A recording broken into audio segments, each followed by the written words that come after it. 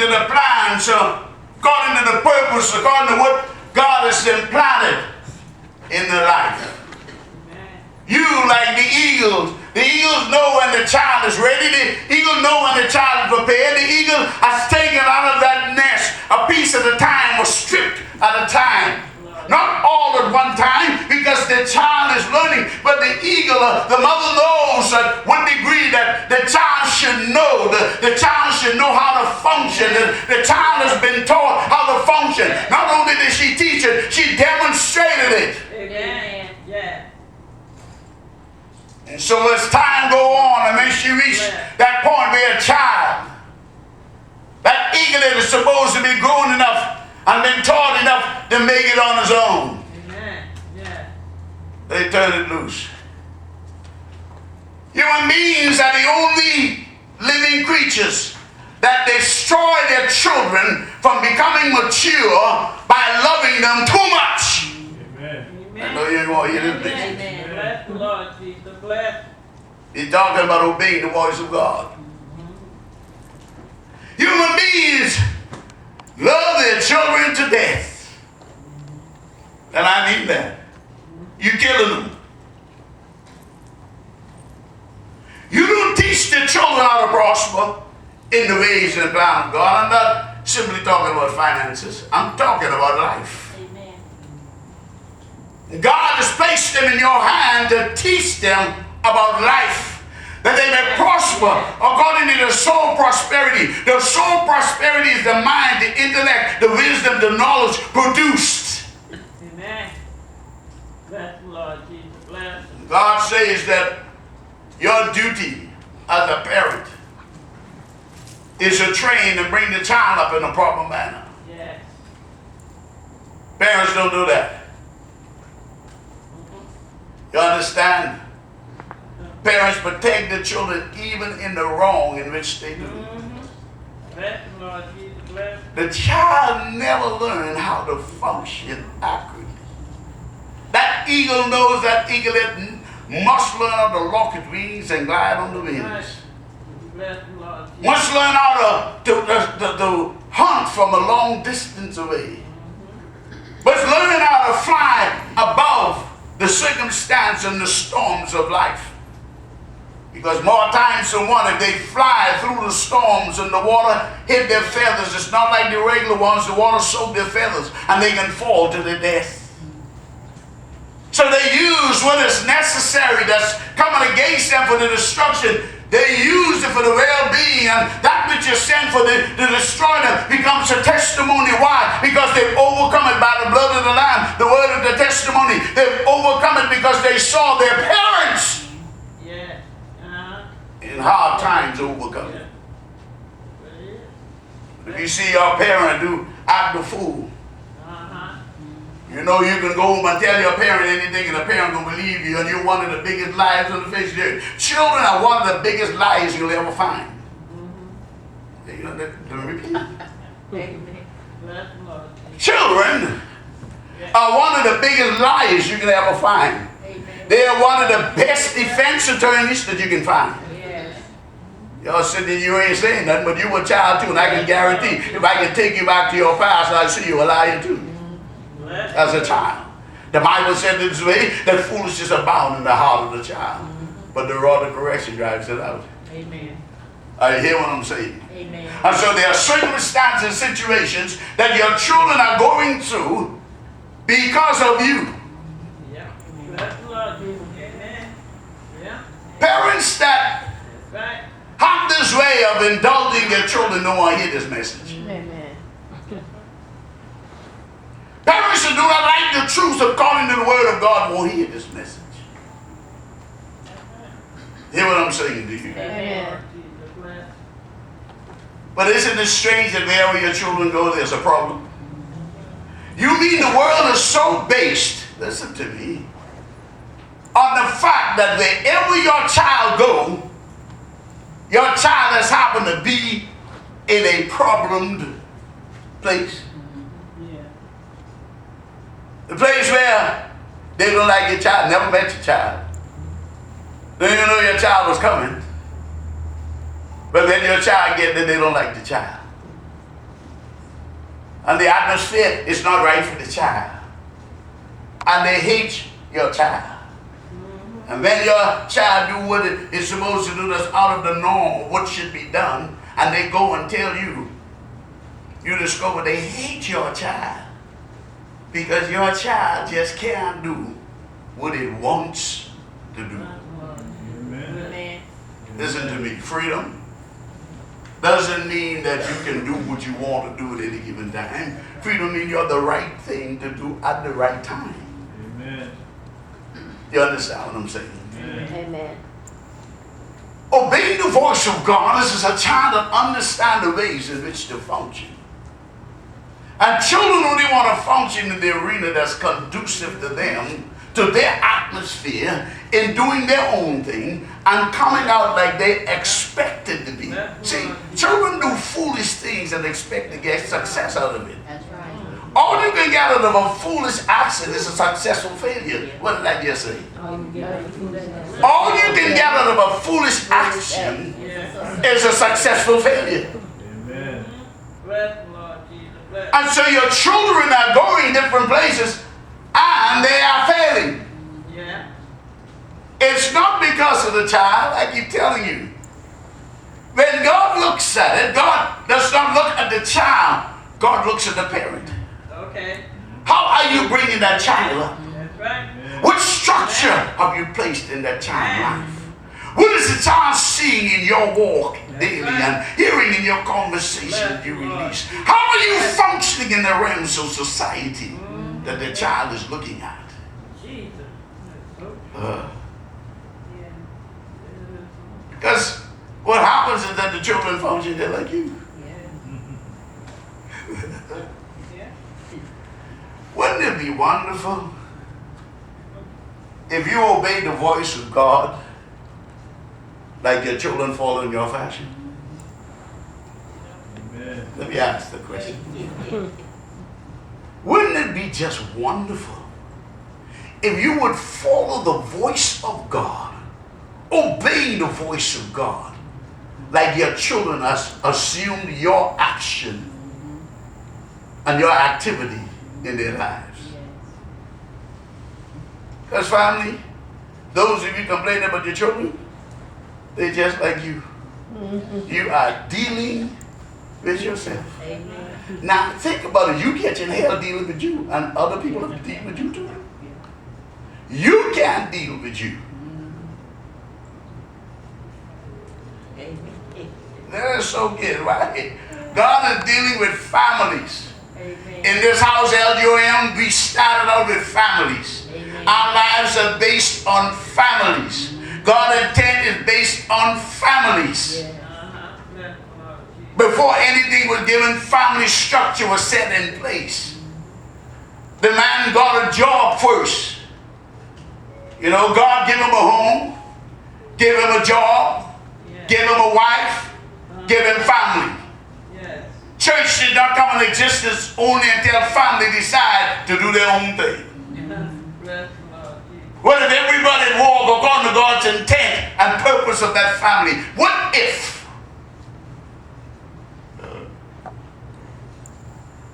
You would think that in spite of all of that,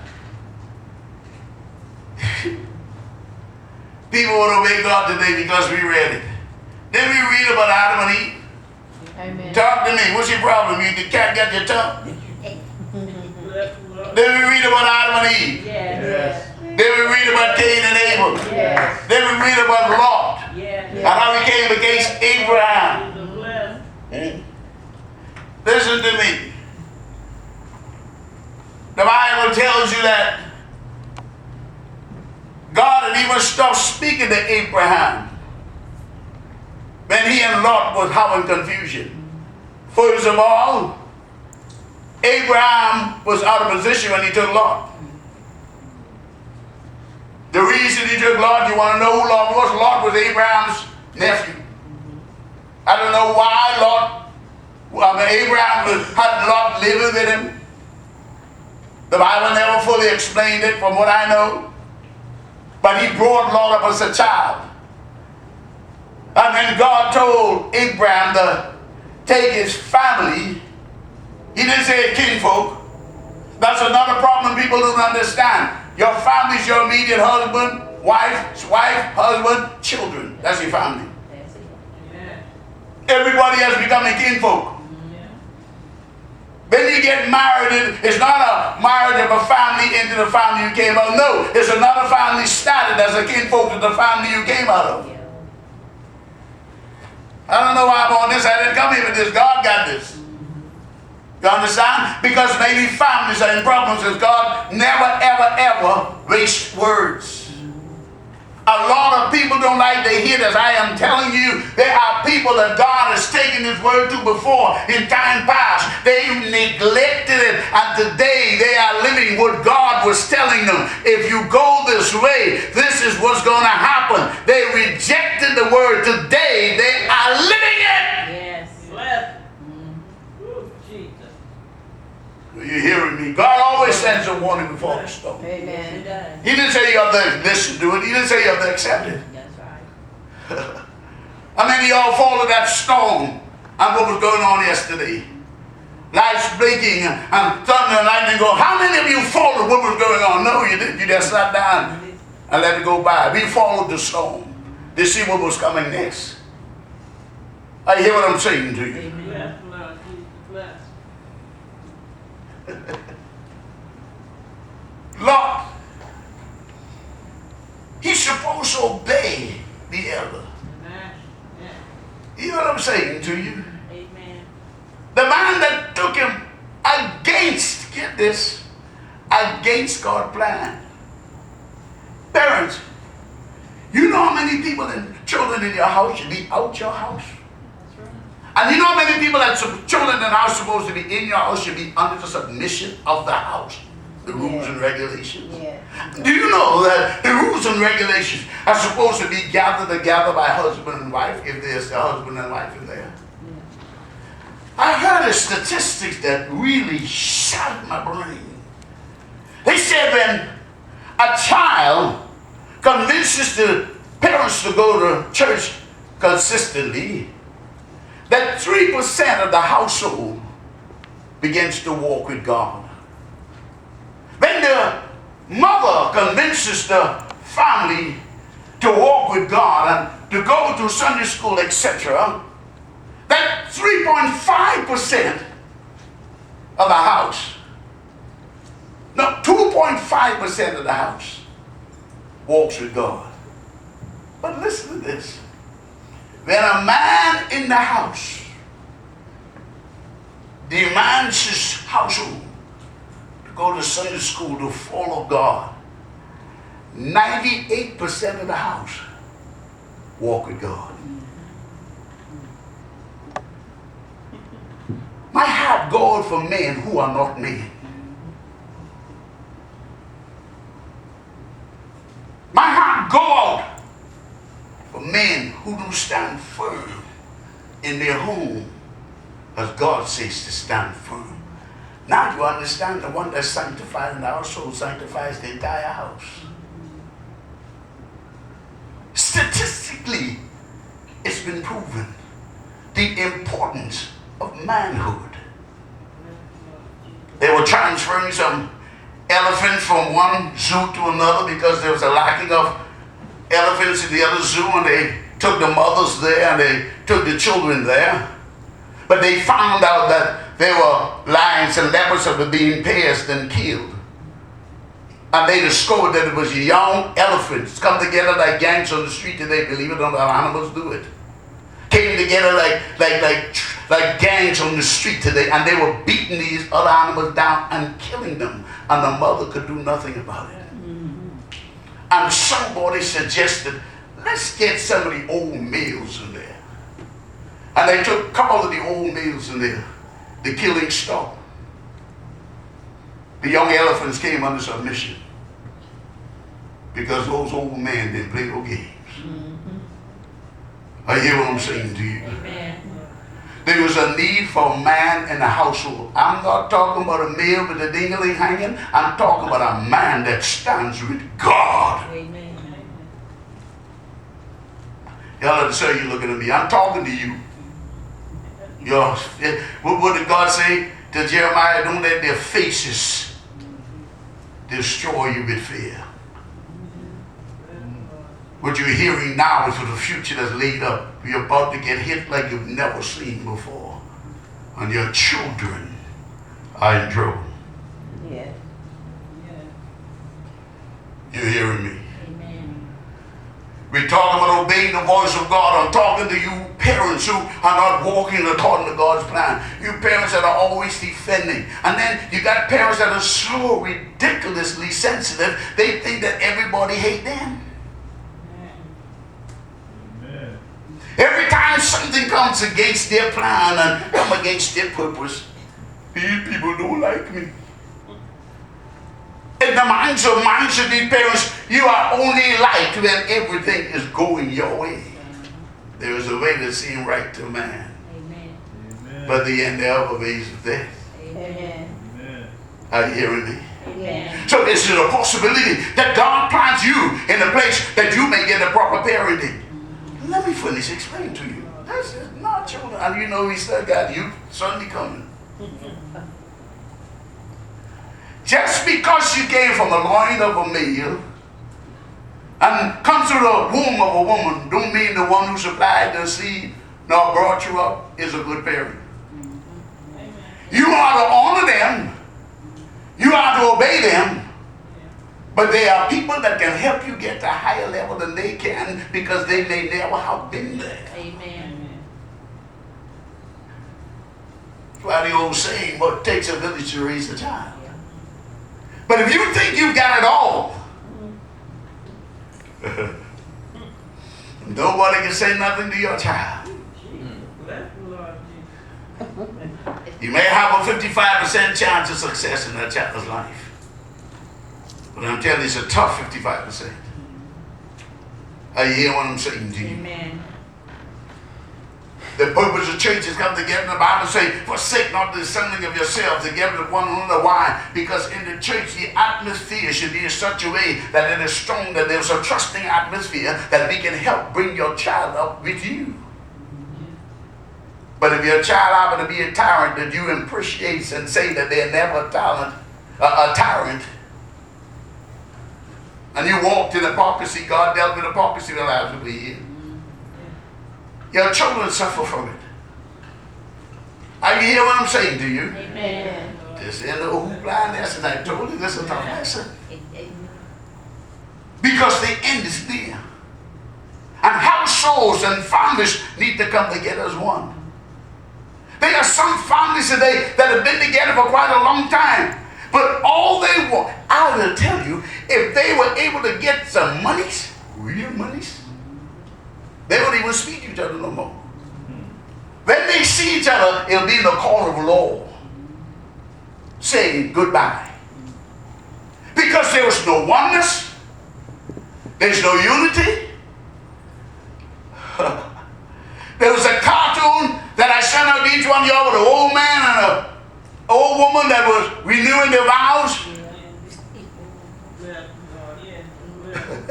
They tell the old man to make your vow to the old woman. He said, A-E-I-O-U.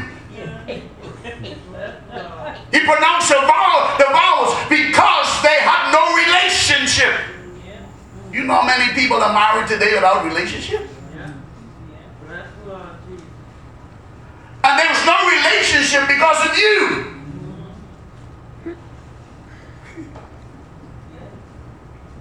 This ain't going too good, is it? There are those who are about to fall into the category of divorce. Your mind is already there. Your thought is always about you. What about me? What am I supposed to have? When am I going to have some fun? Who tell you to get married? You sold yourself for $25.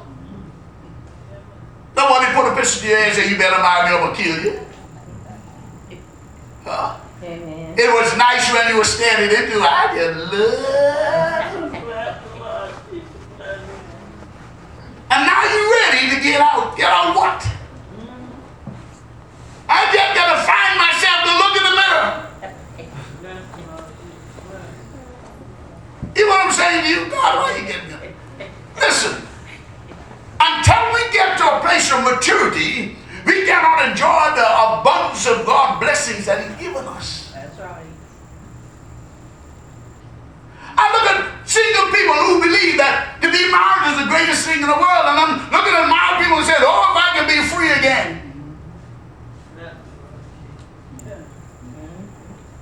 Nobody's never satisfied. Why? Because life is not like that as it is now. As long as evil is roaming through the atmosphere, there will be no perfect place other than in the mind of God. Amen. Amen. Are you hearing me? Amen. And because of affection and the peace of God that surpasses understanding, gird your heart and mind through Christ Jesus. You have to have a relationship with Him that when He speaks, you hear, and when He speaks, you obey. Amen. Bless Lord Jesus. Bless. That's when the peace of God that surpasses understanding come about. It's not going around. There's another bunch of miserable people that go around telling their misery to everybody. I've yet to figure that one out. You hear what I'm saying to you? If I'm miserable, you will never know I'm miserable. I will never give you the opportunity to learn that I am miserable. I will walk so strongly, so successfully before you, you will think that I have it going on.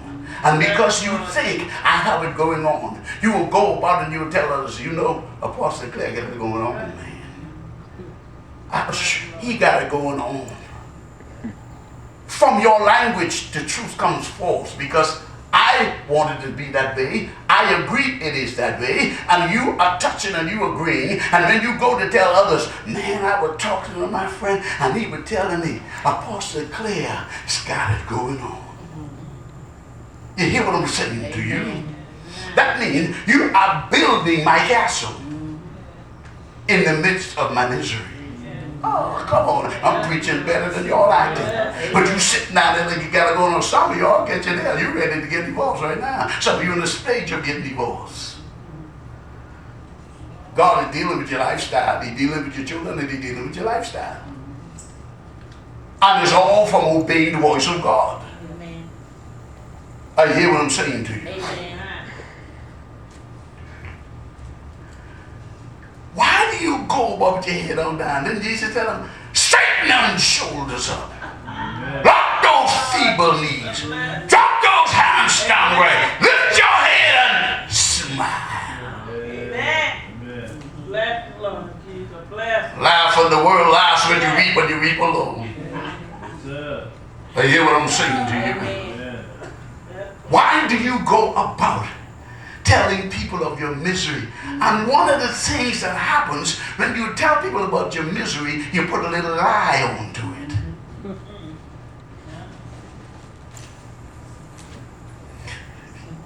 So, when people go and tell others, they tell others along with your lie and a little piece of their lie. And then your life doesn't get better. It gets worse. Amen. And you start becoming more bitter. You can't find no place of comfort. You can't hold a comfortable job. You can't hold nothing down because you're angry, you're bitter, you're mean, you're unforgiving, and you're not living. How to beginning to find this is not family day. But I'm telling you, it's time to crank this thing up. But the children say, let's get crunk.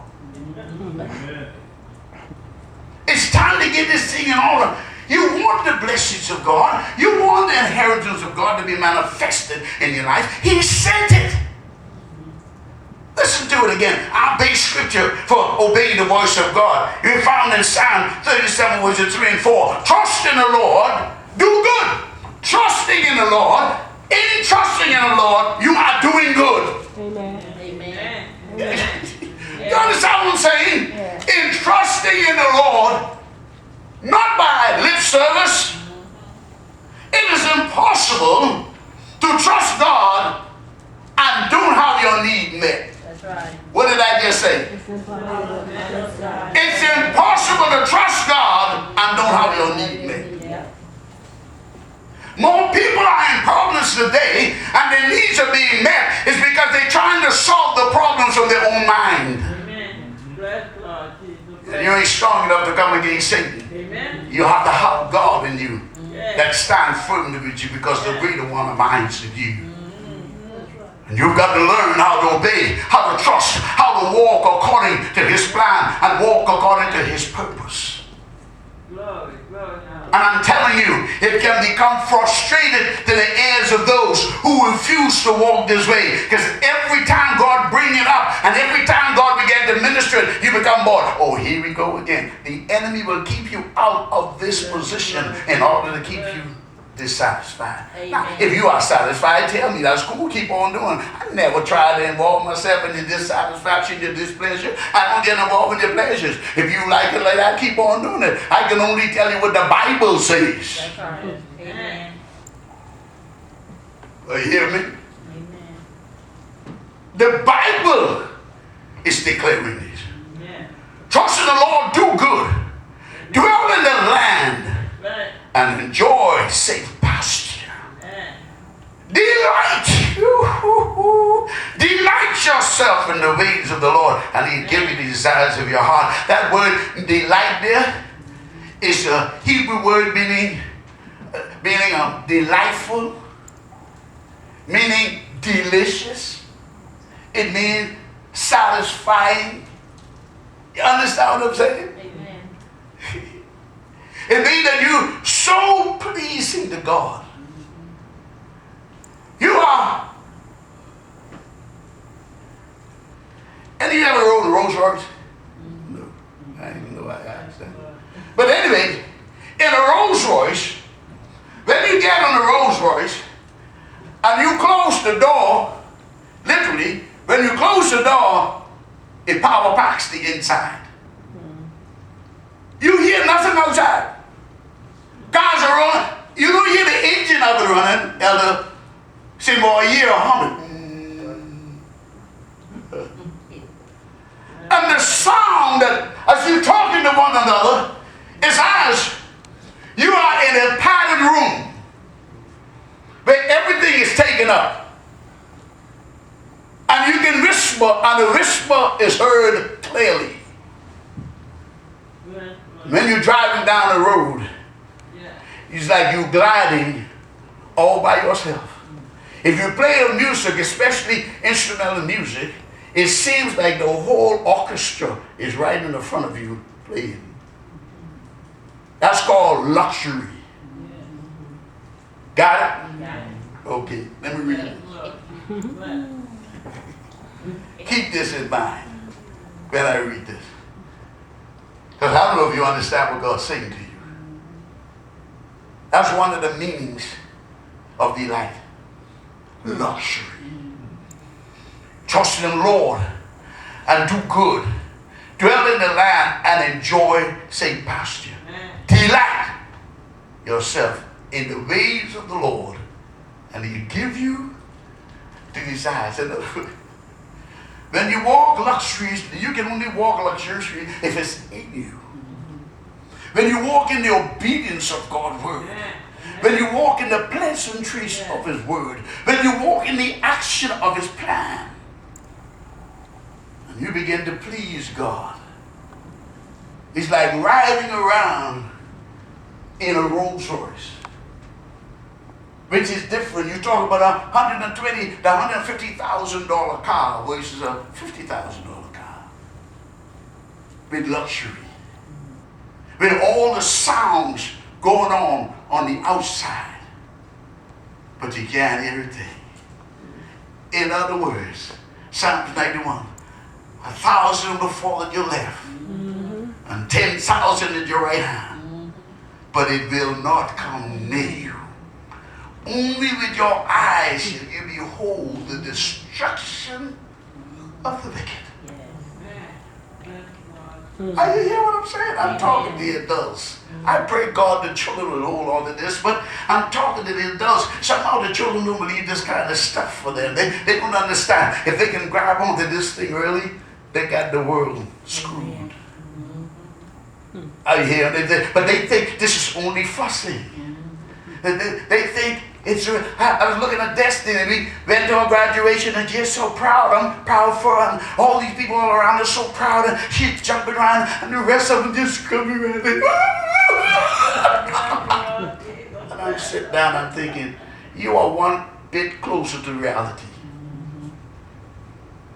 You are one bit closer to reality. And reality is brutal. While they were jumping around, I was just saying to God, God, open our eyes and let reality flow into her. And a strong man, let it catch on to it early. Because it's brutal. And what amazed me, some of the people that are around her were suffering from reality. And I can guarantee some were thinking the same thing. Even those that were hugging her and saying, congratulations, were saying, I feel sorry for you. Well, I didn't come to hear the message. You know the door's not locked. I hear what I'm saying to you. This thing will change your life, man. I had to come to the knowledge of this. I wish to God I'd known it earlier. God has given you success. You have to be the one to pull it out. Along the journey, until you get to a place of maturity, He has assigned in your life people to help you. You better hope that you have the right people to help you, who will not treat you as if you are a machine, who will allow you to grow. There are children today who have never grown to maturity because their parents never allowed them to, because I love them.